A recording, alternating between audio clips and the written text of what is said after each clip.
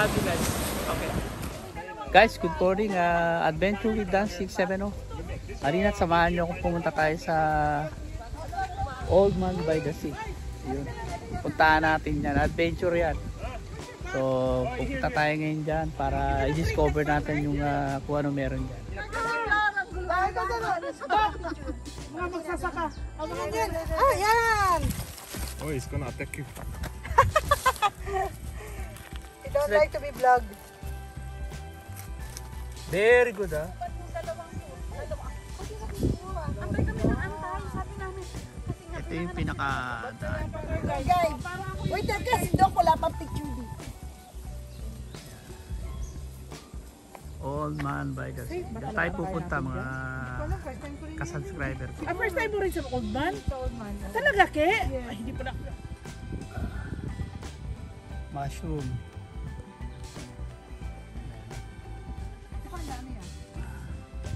Ayan guys, sinimulan na nila ang pagbaba. Nakikita ko to kayo sa Adventure. kayo.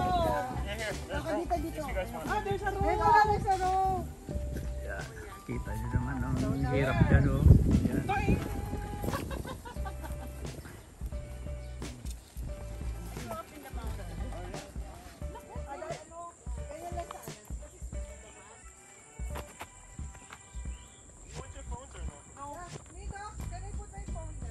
Oh, this is the one that Ella said.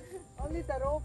You know, last time we came with Ella, very slippery. Oh, that's why she's It rained like a lot of rain. Yeah. This is all muddy. So Pababa ito mga kaibigan. yeah, I remember like even going like short distance, we were all. Ayan. Naglalakad ako dahan-dahan. Kasi parehas ako may hawak sa kamay.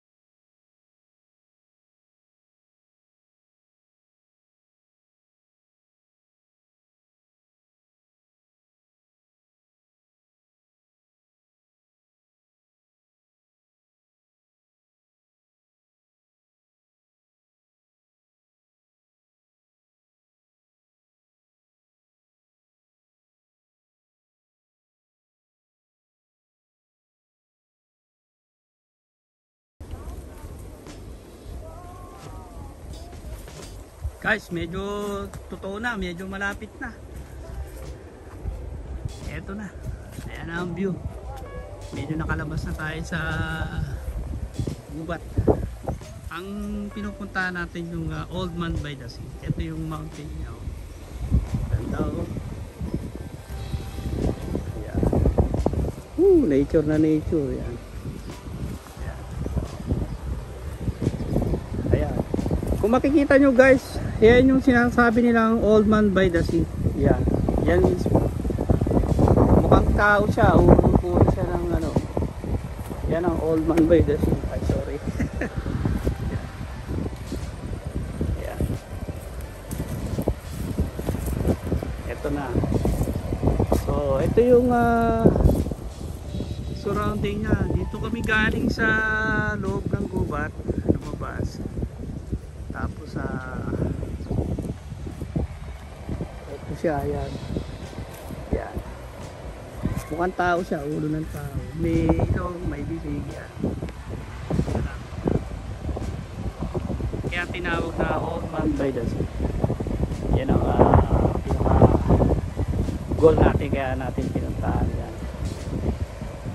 Okay guys, lapitan natin ha.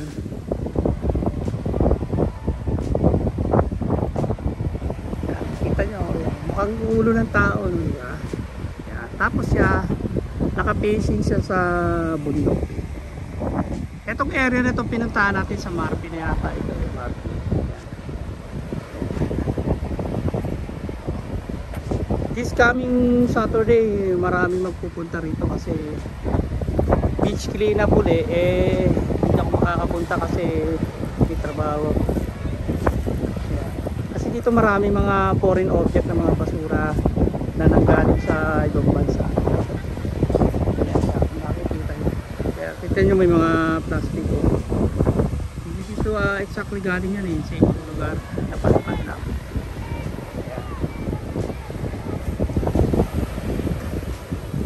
Kita pa natin. Ganda, no? Guys, kung alam nyo kung ano ito, sa bangka ito, floater siya, floater.